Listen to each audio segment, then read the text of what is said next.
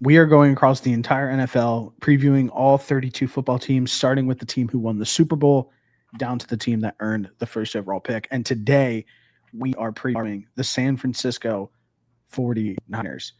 And this has been a generational X team at this point. Like, if you're on X and an injury pops up and the picture of the substation just gets more ominous and larger behind their practice field, um, and I think that it's funny, honestly, like that this is all happening. But really, what it comes down to, first and foremost, I want to say this immediately.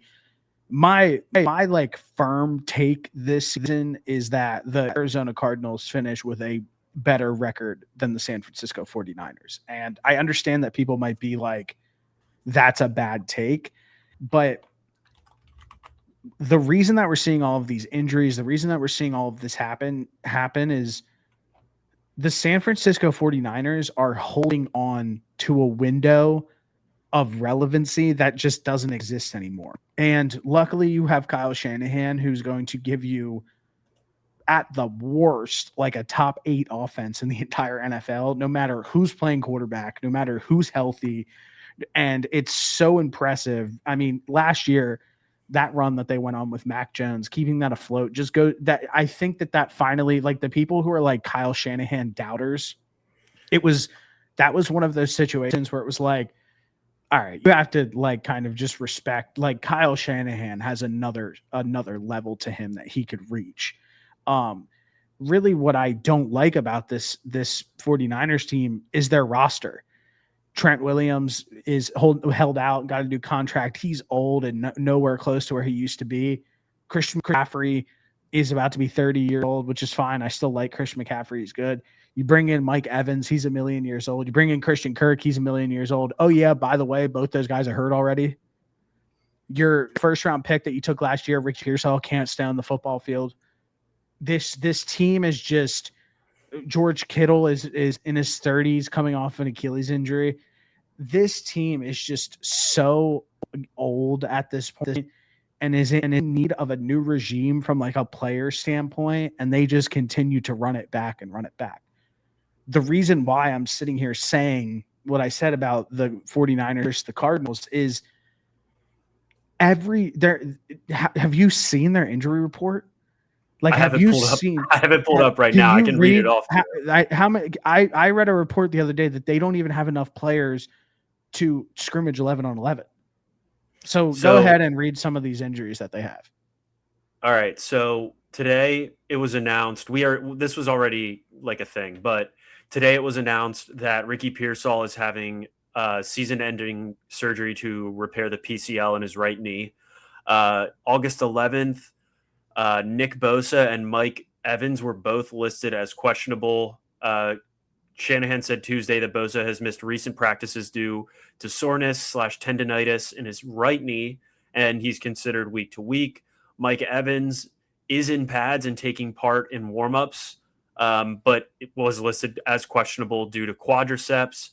August 10th, George Kittle was seen running routes, but like you mentioned, he's coming off of Achilles, and he's currently on the PUP. Christian Kirk on August 8th was remained sidelined with a calf.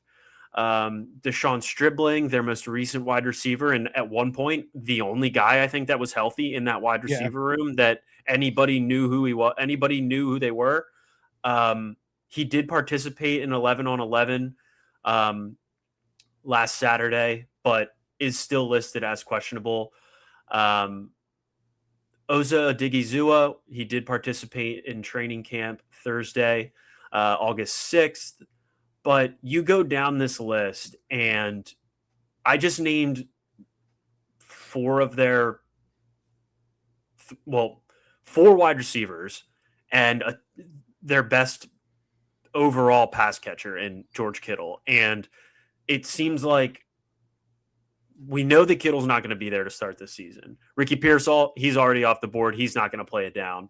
Christian Kirk with the calf, sidelined. Stribling, questionable. Like, I know that some teams are approach the the preseason with caution, but I don't think that's what's going on here. I think there's like actual nagging little injuries for some of these guys that are not, it's not a sign for good things to come for this season, for this wide receiver room at the very least. Yeah, and I mean their reaction backslash idea was to sign Debo Samuel, bring him Yeah. back, and Kadero Hodge. So it gets worse, and it's just the amount of high end talent who's injured on this football team. And really, what it comes down to then at this point, McCaffrey has already started to set out practice for soreness, etc. And it's like if McCaffrey goes down, who do they have on the offense? Last year, McCaffrey, I was big on him winning Offensive Player of the Year last year. I thought that was like ridiculous he didn't win it. Just the amount of receiving yards he had and rushing yards and how important he was He cooked. to the Niners going 12-5 last season. He was like the only reason. I mean, Mac Jones obviously played really well, and so did Brock Purdy, but the load that he was asked to carry on a week to week basis was absolutely ridiculous. So again, but you have to sit here and think like after a season where you have, I don't know how many touches it was. Let's just say 350 touches or whatever. Is that viable to do it again, or would it be natural to miss some games? I remember when Saquon had the amount of touches that he had 2 years ago going into last season. I used that point where I was like, anybody who had the amount of touches that he had last year missed 6 to 8 games in the next season. How many touches did Christian McCaffrey have? He had 311 rushing attempts and 102 receptions. Absolutely ridiculous. And I'm not So sitting here saying that. he was over, hold on. I want to throw this at you. He was over 400 touches. The only other times that he did that in his NFL career were, I mean, was 2019. 2019 was the only other time he had over 400 combined rushes and receptions. And what happened the next season for Christian McCaffrey? In 2020, which it no. 2020 and 2021 were a nightmare for Christian McCaffrey. He played a total of 10 combined games in 2020 and 2021. It's scary. And if we're just going off history at that point, it just doesn't look too good. And really the biggest thing of all of this too I feel like, all right, we touched on the injuries. Everybody knows the 49ers are injured. It's been very well documented.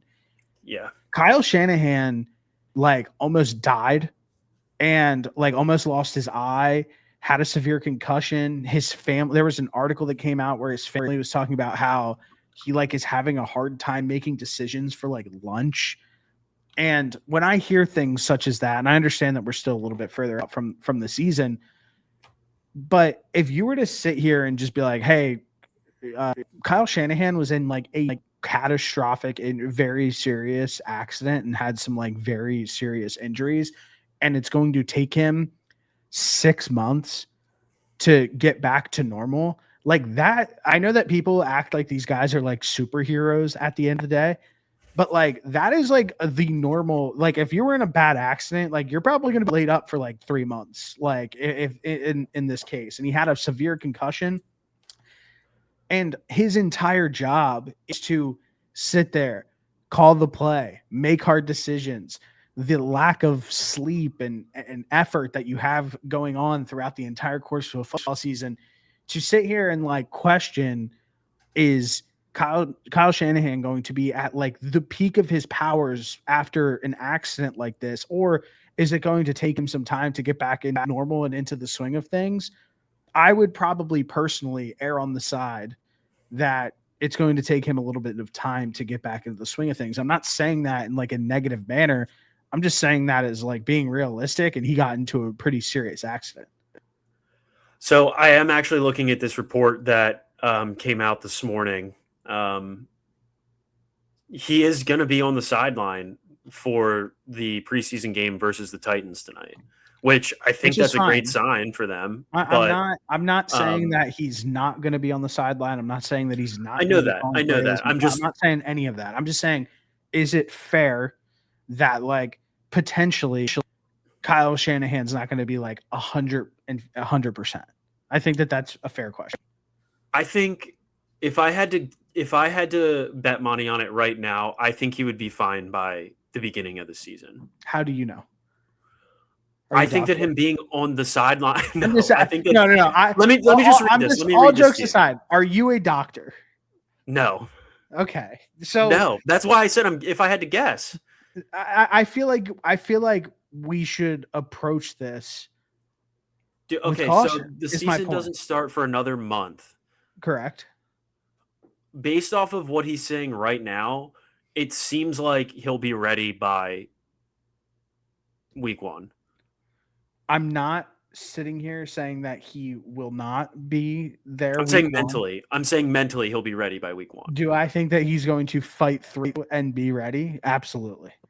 He's a warrior. He's a warrior. He's a patriot. Kyle Shanahan is my favorite head coach in the entire NFL. We did a video this offseason like ranking every coach in the NFL or drafting a head coach in the NFL, and I took him first above everybody because I think what he's able to do with these rosters, with these quarterbacks, that I don't think any of these other head coaches who everybody loves, who gets gifted these like generational talents, and it's like, hey, Kyle Shanahan, we fucked up our pick with Trey Lance and make this 7th round pick work. And he does.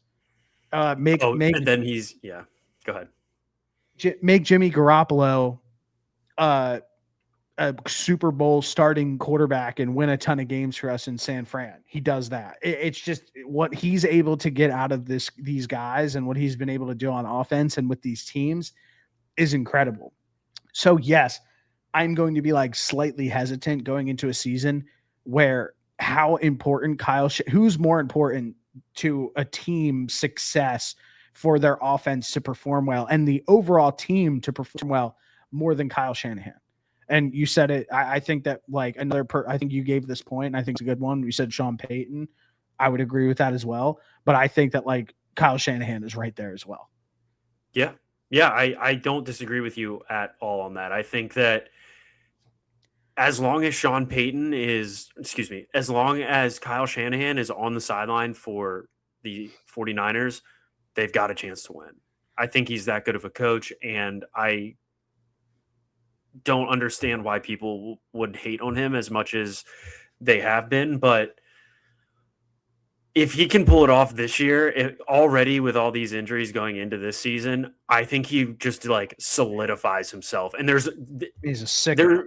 There should be zero doubt from anybody that this guy isn't the best head coach in the NFL. If all of these guys and all of these injuries to start the season at the wide receiver position and elsewhere continue to haunt the 49ers and they still end up putting together a good year, I think if you're the 49ers, you're like, holy shit, like we've got to give this guy all the money we can never let him leave.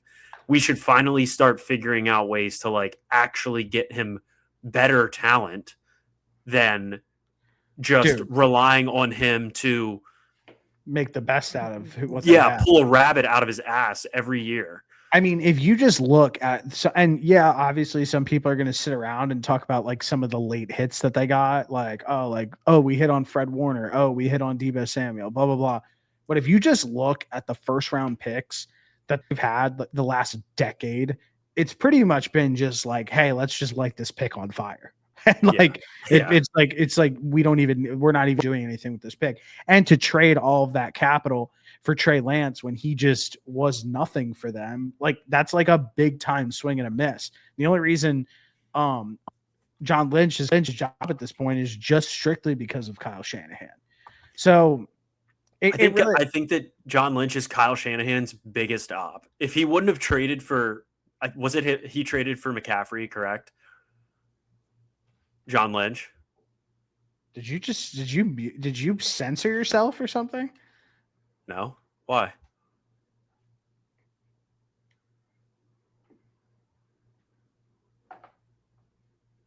Hello? Can you hear me? Yeah, I can hear you now. Oh, sorry, I didn't do anything. You were I said Kyle Shanahan's, and then I thought you censored yourself or something. It cut out. I was like, what's just no? happening? I think that John Lynch is Kyle Shanahan's biggest op. Like Clearly. aside from the Christian McCaffrey trade, it's been like how bad of a team can I put around Kyle Shanahan and he still goes out there and wins 12 games. Let's also not forget that they gave Brandon Ayuk that deal, and that guy's in the loony bin. Yeah, he's out of the league. He's out of the league completely. Yeah, I'm with you.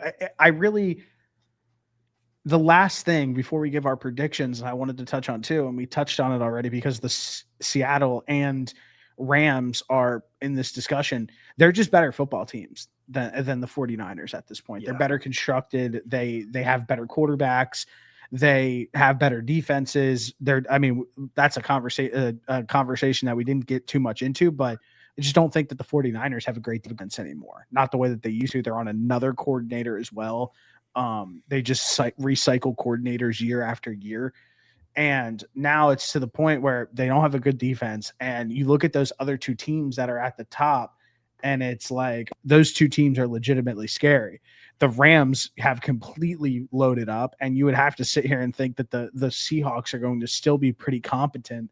So it's just a hard draw where you're going to be in a division with just like two killers. They brought back Raheem Morris to be the defensive coordinator, who obviously is a terrible head coach. I think he's much better as a D coordinator, but talent-wise, across the board, if you pull up the San Francisco depth chart, it's just like not what it used to be. So if Raheem Morris is able to put together like a top 15 defense, 15 to 12 defense with this group of guys, like you just got to it's just got to be a tip of the cap to him. But otherwise, I think it's going to be somewhat of a struggle for the 49ers on honestly both sides of the football. I just don't know. I just don't know I don't know who Brock Purdy's going to throw the football to be completely honest. And maybe it's McCaffrey, and maybe McCaffrey gets 100 receptions again. But like we covered it. Offensive, like the last time that he put up 400 combined receptions and rushes, the next 2 years he played 10 combined games. And then if you want to go back even further than that, it's pretty much every other year Christian McCaffrey misses a chunk of the season. So I just don't know how they overcome. And listen, this could just be a very well, like they start the season off very slow, and week 7 rolls around and we see them floating at like 3-4 or 4-3, and then they start to get their guys back, and then that's a different story, and we can revisit that if that's where we're at. But to have this many issues and injuries aside from the Kyle Shanahan situation, I think it's a really tough way to start out your season, especially when you're in the same division as Seattle and the Rams, two killers, like you said. It's just, I did it last year with the Kansas City Chiefs, and I said the Kansas City Chiefs are going to have a year from hell, and everybody was still over the Chiefs at that point. The signs, like the 49ers are already having the absolute year from hell. Why should we sit around and assume that this is going to get any better? I'm just going to, like, this is my year from hell team. This is the 49ers going to be picking in the top 5 of the draft this year. I think that they're going to severely underperform the way that other people think that they're going to. I mean, if you just look at their offense and their defense, neither of them are top 10 units. You're pretty much hoping that Kyle Shanahan can make them a top 10 unit by his offensive scheme and his offensive genius. But they have like the 4th best odds to win the Super Bowl. Just makes no sense. And that's asking a lot of Kyle Shanahan to do a bunch. And I just think that with all of the injuries, everything that's tied up right now, the substation is getting bigger by the day. I just think it's absolutely over for the 49ers this season. I think that after this season's over and they have one of those top picks again, it's like, okay, we need to actually sit down and assess and maybe make some moves. And maybe that's a bigger conversation and a bigger video that we could have at some point. But it's like, what moves do you make if you're the 49ers? One, I would immediately trade Nick Bosa. I mean, clearly he has knee injuries. Clearly he's just not who he used to be. And it's like, can we get any value out of him before it's too late? Another one was like, why re-sign Trent Williams to a big deal? Who cares if he sits out at this point? He's not who he used to be. Do we move on from George Kittle? There's just so many different scenarios that you can play out with the 49ers at this point. And it feels like that those are the conversations that need to be had, because the window of them going to the Super Bowl, making these deep playoff runs at this point are starting to be like 3 years ago, 5 years ago, 6 years ago, and they're starting to become a distant memory. And yes, there's some familiar faces on this roster, but at some point you're going to have that roster turnover. Otherwise, you're going to start being in a situation where you're not going to like the outcome that you're getting on a year-to-year basis, especially when you're in a division with the Rams, who are not afraid to get better year after year and throw picks and money and all this shit around. And then the ascendance of the Seattle Seahawks, where it's like, you know that they're probably going to be good for a few years, and they have one of the best front offices in football, where they've been relevant for the last 15 years.